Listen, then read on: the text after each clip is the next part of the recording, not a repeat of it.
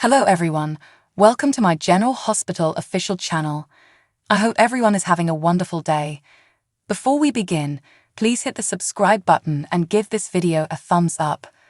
Tracy Quartermaine, new Olivia Quartermaine, was throwing a going-away party for Lois Cerullo before admitting she was leaving as well, according to the General Hospital spoilers for Wednesday, November 8.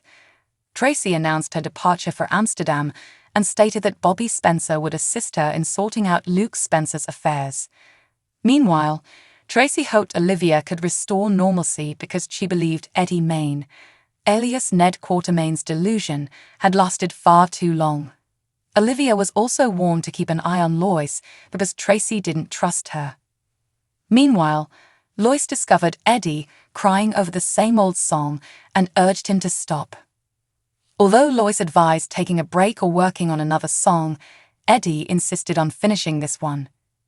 Lois finally helped Eddie overcome his writer's block by telling him he needed to put himself in the shoes of his character. Lois pushed Eddie to take a leap of faith after she mentioned going in the sea and locating the girl with the voice. Eddie continued to work on his song at the boathouse, hearing echoes of his own voice within his head. Eddie took a genuine leap of faith by diving into the neighboring lake after taking off his boots and jacket. They fought after Brooke Lynn Quartermaine showed up at Maxie Jones' office until Sasha Gilmore got them to realize they missed each other. Maxie appeared moved when she realized that Brooke Lynn had come to check on Georgie Spinelli's predicament because she was so near to the Charlotte Cassadine drama. Brooke Lynn returned to the Quartermaine estate after taking Maxie's hand and sharing a nice moment with her, where she saw Tracy closing up an argument with Olivia. Tracy kept Brooke Lynn updated on her trip to settle Luke's affairs with Bobby, so Brooke Lynn volunteered her assistance. Back with Maxie, she was floored to learn of a photo shoot opportunity with a hotshot photographer named Salvador. Maxie agreed immediately away, but then had second thoughts, concerned that Sasha wasn't ready.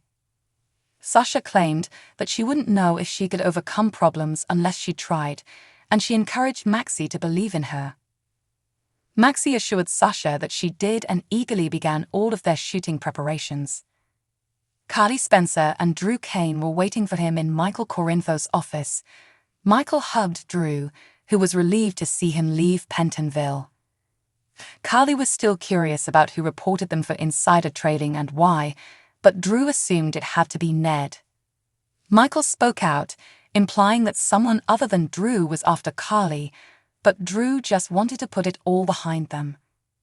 At GH, Harrison Chase questioned Austin Gatlin Holt about Mason Gatlin's desire to kidnap Ava Jerome, but Austin played stupid and claimed any further questions should be directed to his lawyer. At Sonny Corinthos' penthouse, he revealed to Ava that she was sleeping with the enemy and had no idea. Ava denied having a romantic relationship with Austin, but Sonny believed she was unaware of Austin's role in her kidnapping. Sonny revealed why he was persuaded Cyrus Renault was Austin and Mason's employer.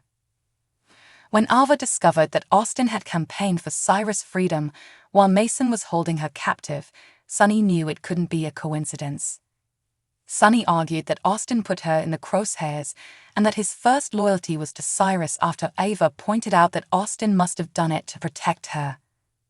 Ava remembered being desperate for Austin's assistance with Nicholas Cassadine before Mason arrived to blackmail her.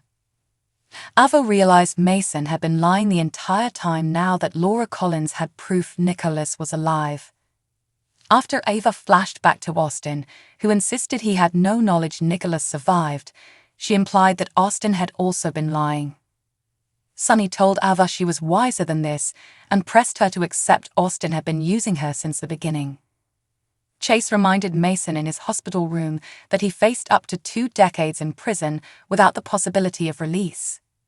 Mason's only hope was to tell who was in charge, but Mason sought a bargain to leave free before revealing who was in charge.